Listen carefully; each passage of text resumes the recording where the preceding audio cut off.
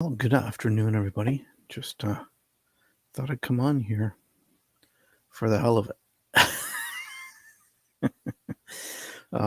We can talk about what the title says itself, or you know, anything else that you wish. I'm just gonna share this out here.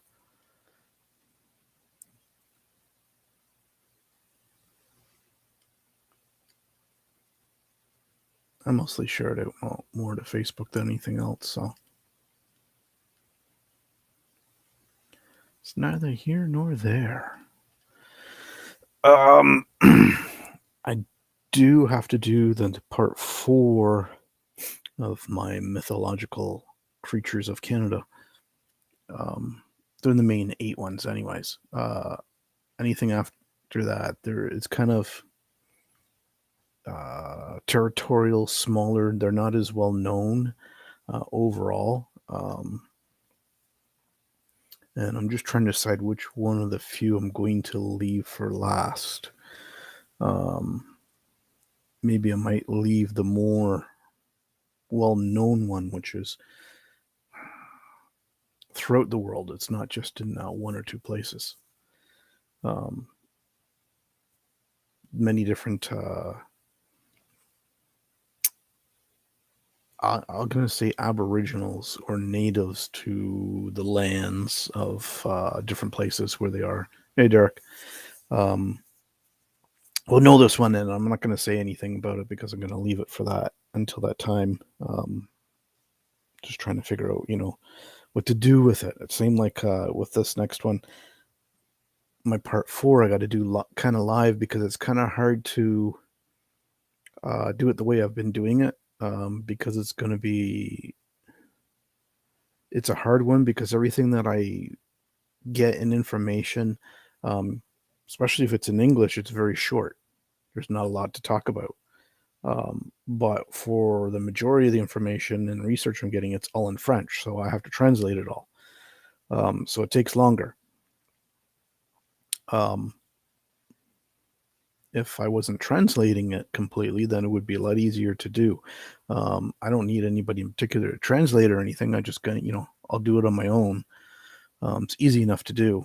I have a few different translation tools for languages, so I can translate things. So it's not that hard. It just takes time. The last one I did, Thetis Monster from British Columbia, Canada.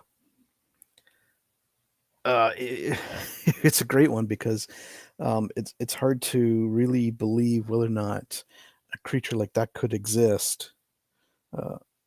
Period. And it doesn't matter anywhere in the world.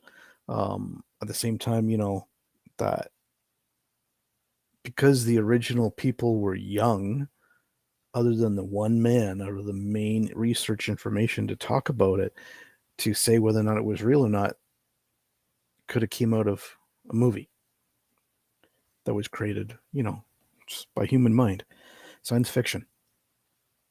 But at the same time, you can't dispute what the man found and saw on the side of his car.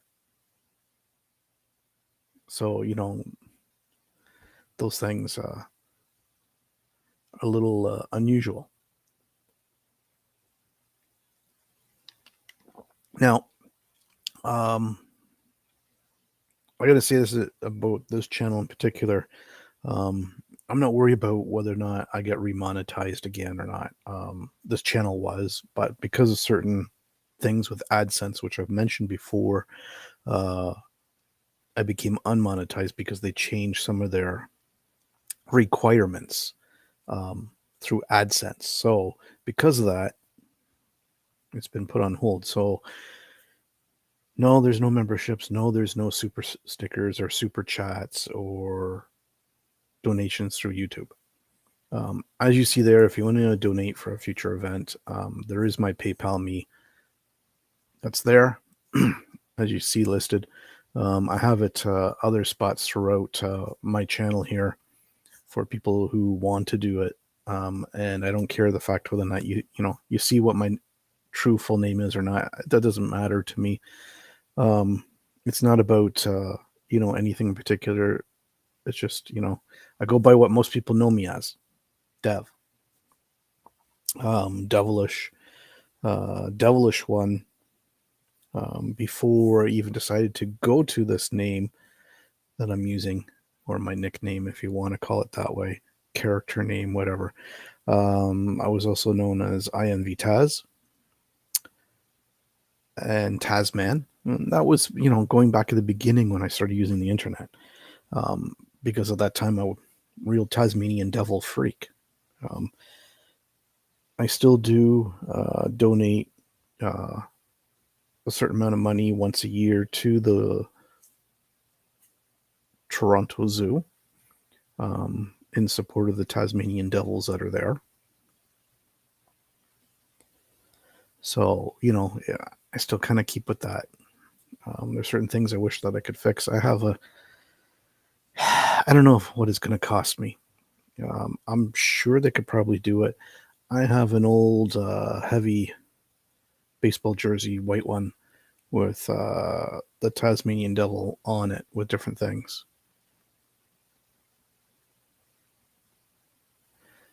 I'll get to that in just a second there, Derek. Um, but it does have yellow stains on it, so it's like I got to take it to the dry cleaners and do it. But I'm afraid, depending on the dry cleaner I take it to, whether or not they're going to damage it or lose it, because it is worth a bit of money. It's a one of a kind. You can't find this anywhere. But anyways, well, we already know that dinosaurs have survived. The oldest dinosaur that's currently on the planet, and I don't care what anybody says, is the alligator and the crocodile. Okay, they're the most closest to a dinosaur that we have. There is no other creature like it. Okay, now some people do say that the Komodo dragon is another version of a dinosaur. It's possible. In that case, if you want to go there, then you can pretty much almost say majority of our lizards that we know today are just smaller versions. Okay, because the iguana is another perfect example to be used. If you remember, at one time they used an iguana to represent Godzilla in a movie, and I thought, oh man, it's like they just went stupid with that. Um, and that's the same thing with the last one with Godzilla versus Kong. They went back to a little bit of an older version for Godzilla, but you know, hey, um, but yeah, we've got several. We found fossils and bones of these large size creatures that we call dinosaurs. So there's nothing to say that couldn't be. I know there's some really odd, as we call river monsters, throughout the world that are unbelievable. Um, that you just can't find anywhere else. But the other mythological creatures, they'll be discussed later on as I put things together and get things going. But I got to do La Rup Garu or Garo. Um, I forget which way to pronounce it properly. It is French. Basically, it translates into loosely a wolf man. Okay, if you want werewolf, but basically translates into a wolf man. Okay, but not a full wolfman because I think I have that maybe to talk about. I'm not sure, but this is our closest one that isn't Canada. Now, there's so many other creatures that I can talk about too. That's part of Canada. That's part of the mythological or mythologic type creatures. Um, but those vary. Um, these ones I'm doing are the main 8, and as I was saying just a little bit earlier there, um, the more well-known ones that there are more stories that have been around for a long time. There's other ones too, but they cross over because um, they may be part of the same main 8 that I'm telling you about, but just a slightly different variation. Just like the one that I'm probably going to do last, there's so many different variations of what it looks like that it's unbelievable. Now, there's a bunch of others I would have liked to have included in this, um, but they came up a little bit more later in life, and I'm not sure, the full stories behind all of them. So I would have to research and do whatever else like I normally do. It's the biggest thing is to research, and is the research that I'm finding accurate and correct, or is it falsified in some way to be debunked? Um,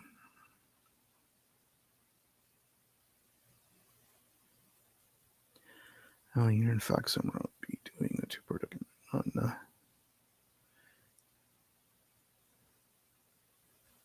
Ravens Craig.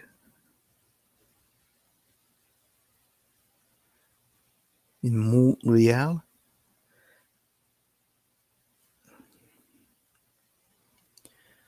I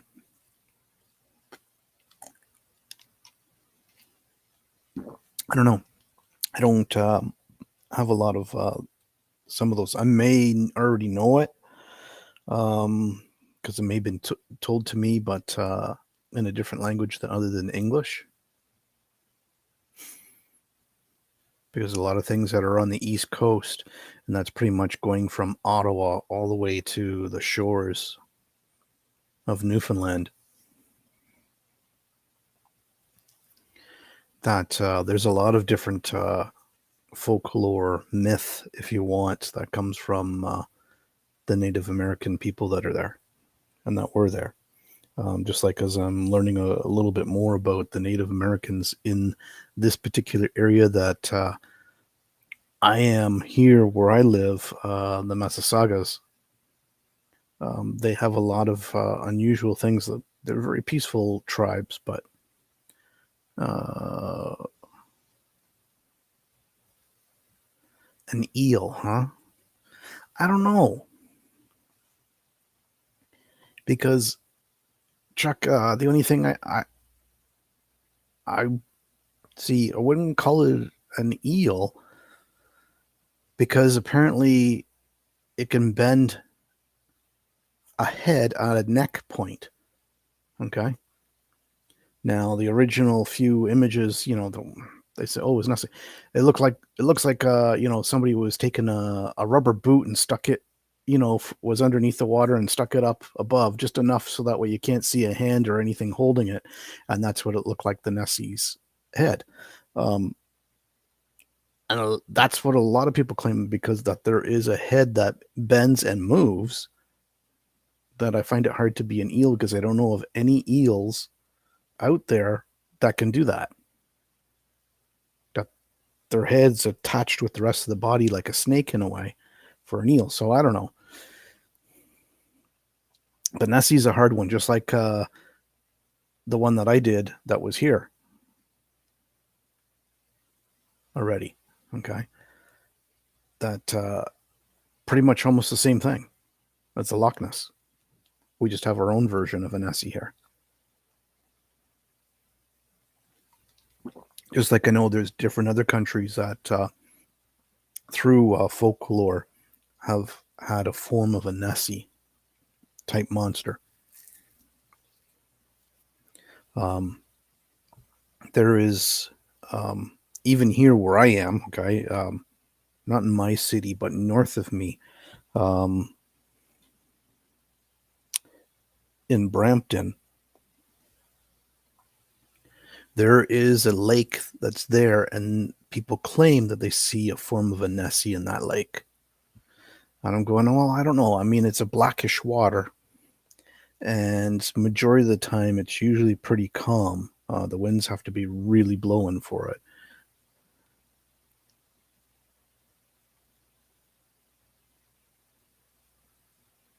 I don't know. It's kind of hard to say because, I mean, it was an unclear picture. It's kind of like the original pictures of the Bigfoot, Sasquatch. They're hard to dismiss whether if it's real or not, whether it was man made or not. So I don't know.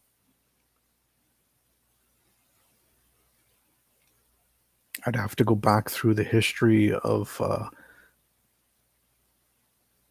submarine and see if the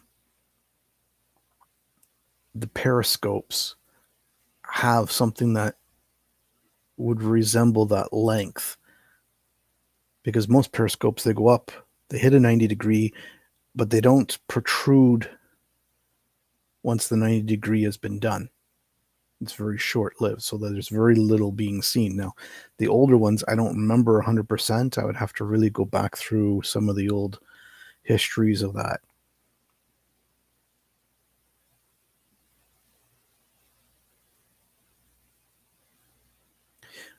Well, you could have seen a pogo stick when you were a kid.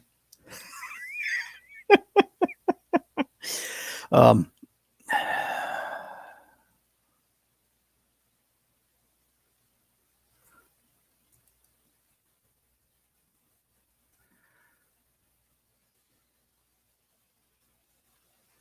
yeah, that's basically the form of the Lake Ness monster.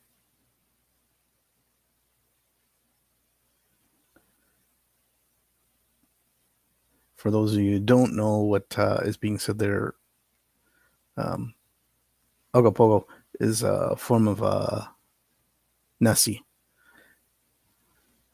but it comes out of the Okanagan Lake in British Columbia. Okay, so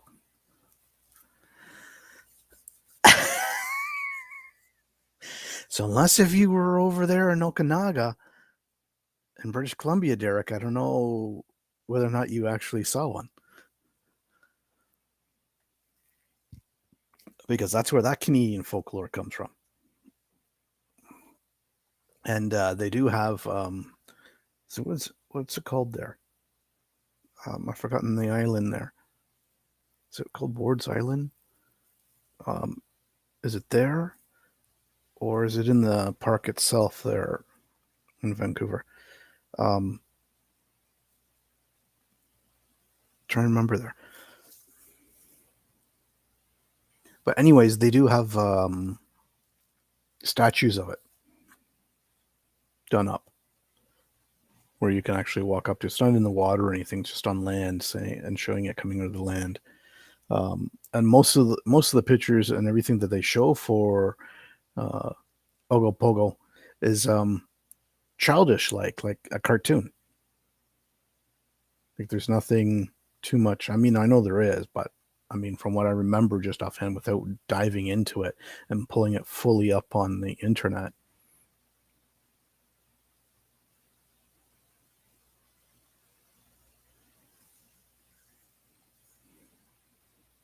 Well, like I just said, Derek, the hell's the lake there in Brampton now called? Um, I'm gonna look it up real quick. No, it used to have a different name before, but I'm just gonna pull it up quick, see what Heart Lake is what it used to be called. I mean, what it is called, but what it used to be called. Hang on here and see if I can pull it up. Do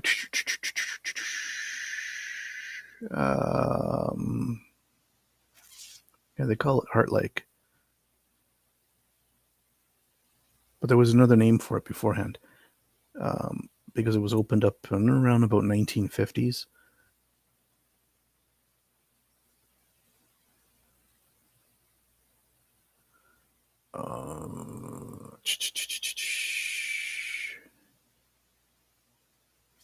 Because that's where they say that there's a form of a Nessie monster in it.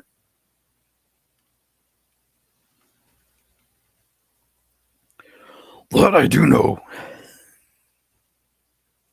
I think I've been past it once. We never really stopped to it. We know it was a conservation area and this and that they made. Um, just like there's a heritage building that's about a mile and a half, a kilometer roughly away, I think, or 2 kilometers away. By bicycle, it'd take me like 20 to 30 minutes to ride over. Um, and they do have a Facebook page as well, Heritage Mississauga, um, and talk about a lot of the different people that came into this area and what they've done, what things still stand around, this and that, and they talk about the natives that were here and everything else. You're not going to do that, Derek, because that's something that doesn't happen.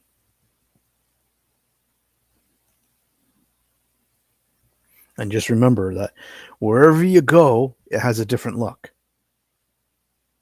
So depending where you are when you go, even if you did get a slight glimpse of it, it's already too late for you. It's gone.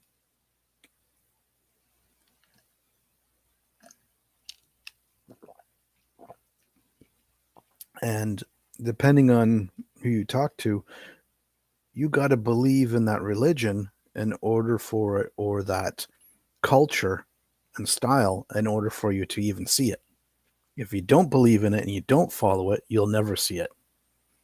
And that's what I've been told by hand me down stories and everything else. And that it's only a protector, it's not anything else. So it's protecting an area. Now, I don't remember everything off the top of my head for it, but I'll get to that later.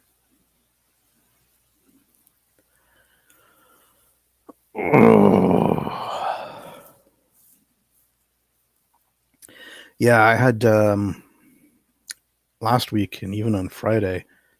Was it Friday or was it Thursday? Well, it's Thursday into Friday. I don't remember. Anyways, they were here from my internet service provider that they were working on putting in new equipment and lines because I'm with a cable company for my internet. So they had a shutdown for like 3-4 hours. Then the other night, it went off like 9 o'clock in the evening,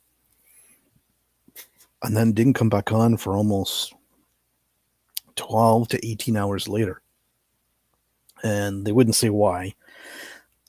I had a feeling it was probably because of them, what they were doing, upgrading, that they didn't put something back properly, whatever, and either it disconnected or burnt out or something, and everybody was shut down. There was no service by them, especially for internet.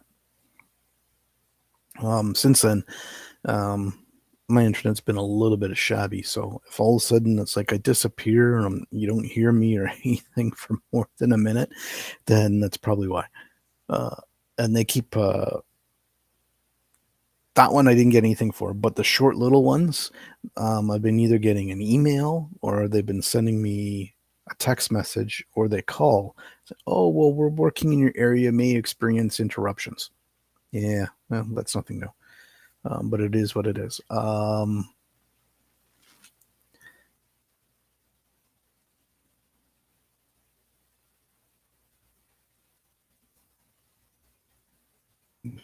Doing something here, a little bit of sidetracked at the same time.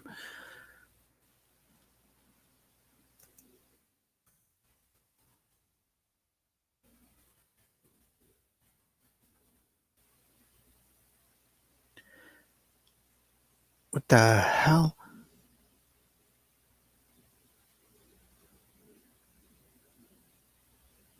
Okay, here's one for you. I don't know if I'm pronouncing it right. Gasiendiethia. Gasyendietha. Apparently, it's a mythological creature of the province of Ontario, which I live in, and Derek as well. I didn't know about this one. I know a few other ones, depending on who it is. Now, there's a lot for the Northwest Territories or Northern Territories, because in the Northwest Territories, especially, that's where a lot as Wendigo is. But Northern Territories, because it's more Inuit, um, Akluhat or and Mahaha.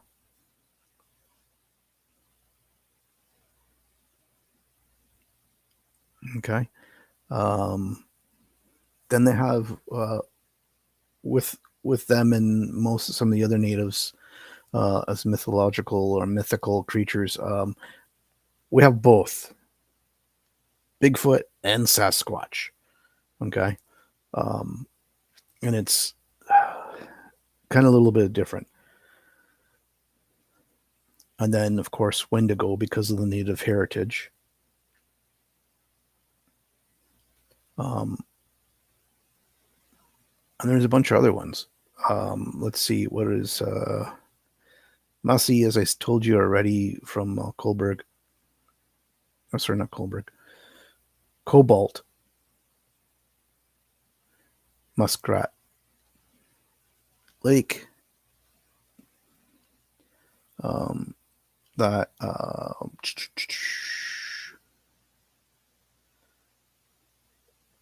basically a lot of stuff comes down to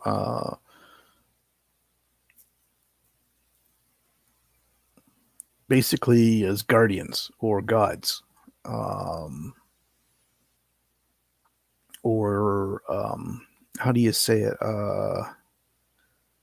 Auspicious species uh, in that way. So basically, uh, the azure dragon of the east, vermilion bird of the south, the white tiger of the west, and the black tortoise, also known as the black warrior from the north. That those are the basic four, um, and then variations of certain things from there.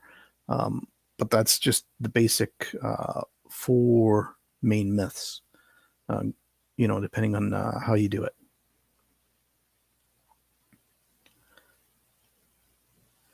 Now, if we want to go, let's see.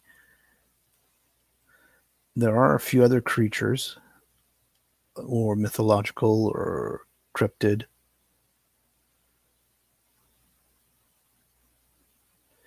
Now, there's another one, and this one kind of,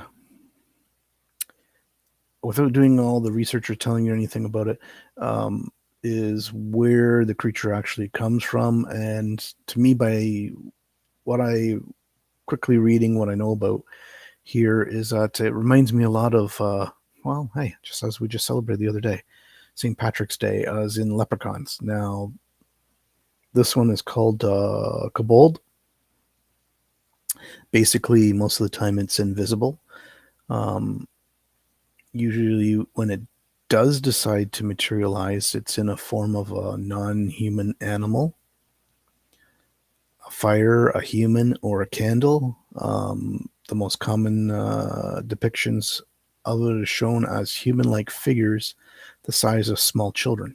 Okay. So that's kind of, getting with leprechauns being, tiny people. We even have in this area, there's a myth from the Massasaugas Native Indians um, for what is called little people. No, I'm not talking about dwarfs or midgets or leprechauns like that. That they were legitimately called little people because of their size. That used to protect the lands and a few other things around in this area. So that's something later on that I'm going to probably get to because I know that the heritage place that's not too far, they got information on that. So it is something that I will have to go to one time while they're open and go speak with them or speak with whoever, maybe through the Facebook page that they have, and see if I can get a hold of the guy who was talking about it. I think he got it from somebody else though. So, try to get those connections to try to get some of that extra information for the area. Um, there's a whole bunch of different things. If you look at it, that in every nationality or religion, it doesn't matter what type it is, that there's always some type of cryptid mythological folklore creature that's been passed on with stories, sightings, and other things throughout life, throughout history. And the question is, whether you want to believe what you've heard or not, because most people, um, there's a great deal of people that are skeptics think, nah, that's not true. It's impossible. Hey, that might be impossible. But if there's stories, how and when and why did these stories start?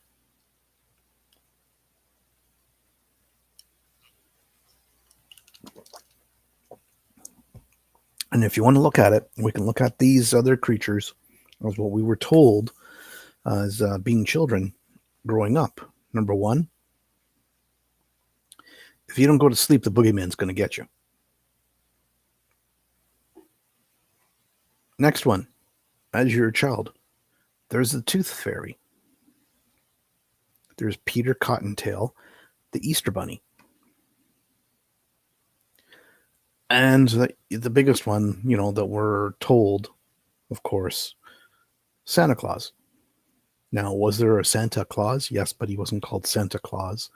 And he wasn't in this country. He was actually overseas, um, between Eastern Europe, or sorry, Eastern Europe and the Middle East.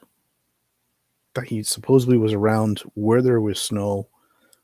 And so that's where the origins of that red cape came from, wasn't a coat. And the fact that um, did he use a caribou? Or is it another type of reindeer that they have over there?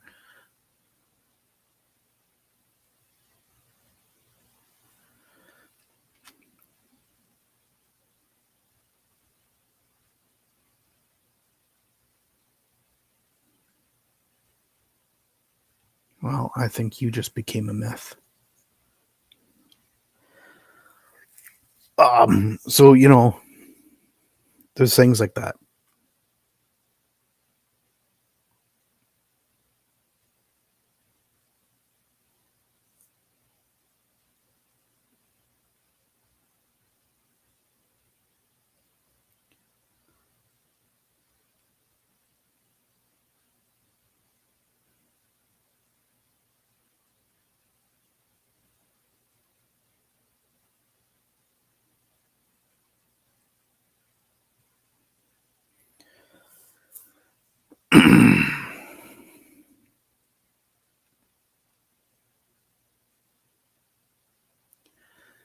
I don't know.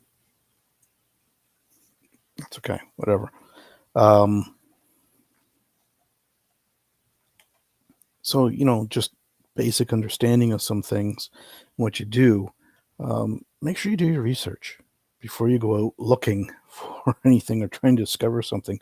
Before, you find yourself in trouble, but because you've lost where you're going, and now you've become lost because you can't figure out your sense of direction. To that, if you're going into property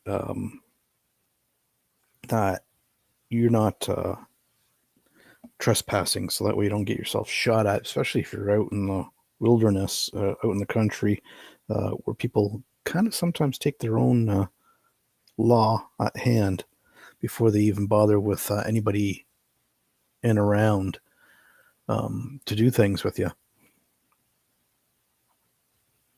Um, or asking, if it's a particular group of people or establishment, or if it belongs to um, the natives or parts of city, that you get permission. Sometimes people don't want to talk about it, and you got to accept that as well. They want to keep hush. They don't want a whole bunch of people investigating this or that. So you got to be careful what you're doing, because if you're going to try to do this and you want to know more about certain things that you've heard stories, folklore, or you know, somehow you wanting to figure out about a mythological creature, you gotta respect everything in around the people who will be willing to tell you information and places in order to do your investigating or to get your research information that you want. And then sometimes they may give you the information, but they don't want you to record it. They just want to tell you. So you got to respect that too, because I know there's a lot of people that go out there and they don't. They, cause problems for the neighborhood. They cause problems for an abandoned location or this or that. It gets destroyed. They have no respect. The same thing as basically walking into a cemetery. There is a right way and a wrong way to walk through a cemetery. And I'm probably going to say 80% of the people, hey, my percentage is a little off, don't worry. They don't know the correct way. They just go and do it. But it's a sign of respect and everything else. It's like manners, being respectful to people when you're out and about, being respectful to your parents, being respectful to any other elders, to being respectful to other people, because of not just who they are or what they do, but just in general. And I think we've lost a lot of that along the way over the several last few decades.